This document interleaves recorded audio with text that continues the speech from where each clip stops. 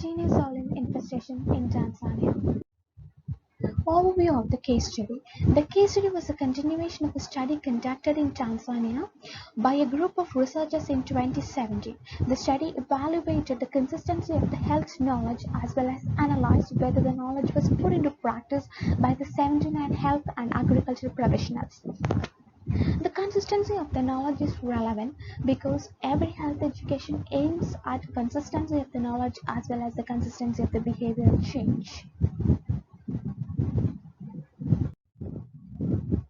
Image 1 is extracted from the same case study conducted by Brain Johnson, Laurisep and Nauki in 2019, and it's clearly evident from the graph that there was significant improvement in knowledge from the baseline to week 2 and year 1.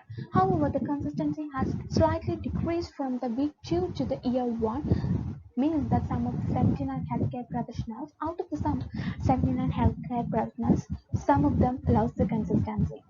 What is the importance of the case study? Tanzania is one among the sub-Saharan African countries where the prevalence rate of cysticercosis and teniasis is high. Moreover, they consider teniasis or Teania Solium infestation as the most neglected endemic disease. The persistence of knowledge is important. That is what is analyzed in this case study because every health education aims at the persistence of knowledge. Moreover, there is another significant importance to the case study as it brings together the baseline data that add up to 2 weeks and up to 1 year, which gives us a scope for comparison. Demographics of Tanzania. The occupation and environmental issues are of utmost importance to our case study because the occupations like agriculture, fishing, forestry, and animal husbandry has close connection with the environmental issues like scarcity of water, deforestation, and degradation of the soil quality. The scarcity of the water leads to the animals and humans feeding on the same river water. Moreover, the degradation of soil quality leads to usage of the animal and human waste as fertilizers to improve the soil quality. Tanzania in a snapshot.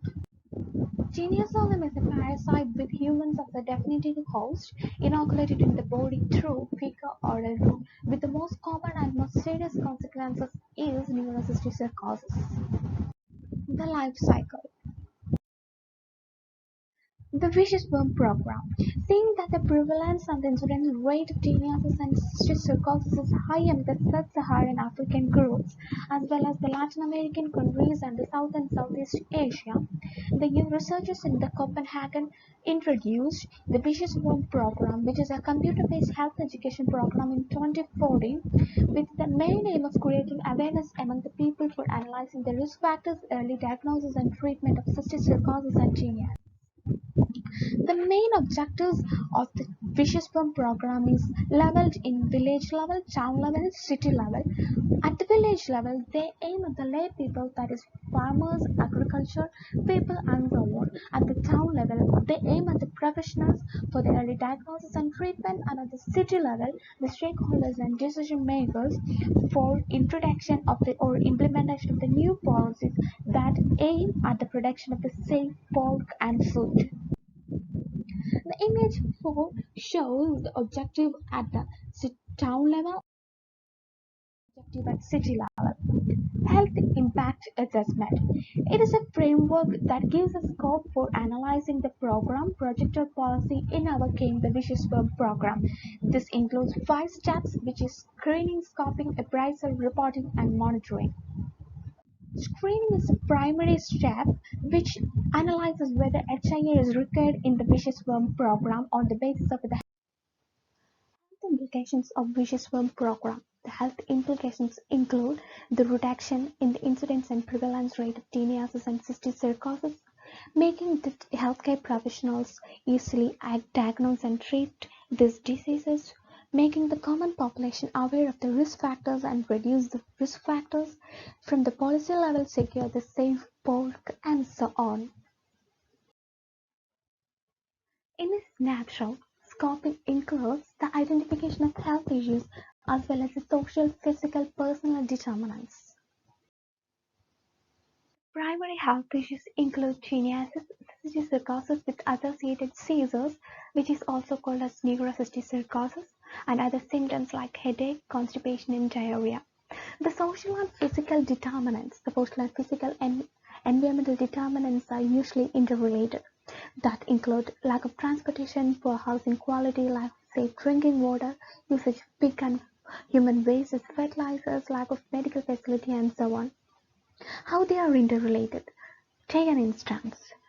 Poor housing quality and poverty leads to lack of proper education and lack of proper awareness among the risk factors. Poor housing quality and unavailability of safe drinking water leads to humans and animals drinking on same river water. This acts as a transmission chain. This slide shows how the physical and social determinants are interrelated. For instance, the lack of transportation, as I said in the previous slide, leads to the unavailability of the fertilizers, making the farmers use the animal and human waste to increase the soil quality. The image 7 clearly shows that the child playing on the same water and same bin where the pigs are feeding, and the clothes are washed on the same water. This acts as a transmission chain. In the image 8 shows the lack of proper inspection on the meat, and the image 9 shows that the ponds or rivers where the meat is washed, the animals are drinking, and the same water is used for drinking by humans. The familial and personal determinants that influence the behavior includes the cultural aspects of eating habit of raw and uncooked meat, lack of personal hygiene, unawareness of the knowledge regarding the risk factors, etc. The appraisal includes three main steps. What are the gains or losses, the health gains or losses if the program is implemented, and what are the strategies we can do to mitigate the negative effects of the program.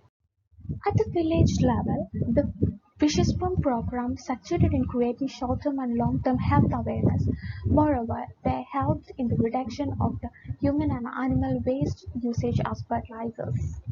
And there was significant reduction. The program helped in significant reduction of the raw meat consumption. At the town level, it helped the healthcare professionals in early diagnosis and treatment of the disease, as well as in city level, it helped the policymakers in producing or implementing new policies that aimed at the protection of safe pork. What are the other strategies that could have been taken? The health awareness alone cannot do everything. The government should provide clean drinking water to the people because that's the basic route of transmission. At least community-based water should be provided to the people, and in the villages of Tanzania, primary health care services should start working. Image 10 shows the disease contributed by different parasites. Among the African countries, cysticercosis is the most prevalent one. This slide shows the societal loss due to Teania Solium. It is evident that the incidence and prevalence rate of the cysticercosis is 69 per 100, which is very huge. The reporting includes the conclusions as well as recommendations. Since the program aimed at the people of all age groups and socioeconomic stratas, and the program was available in the local African language, it had a great cultural acceptability, which helped in the long-term and short-term educational awareness as well as the consistency in the knowledge. It also helped in the reduction of the risk factors. Recommendations. If the program was underpinned by practical workshops, it would have been benefited the program. Moreover, if the stories included the names of the local characters, that would have made it more acceptable to the population. Even though the prevalence rate of teniasis and cysticercosis is still high, in the long run, the Visheswam program will effectively reduce the incidence rate. However, the program would have been more benefited if there was educators along with practical workshops for farmers. Thank you.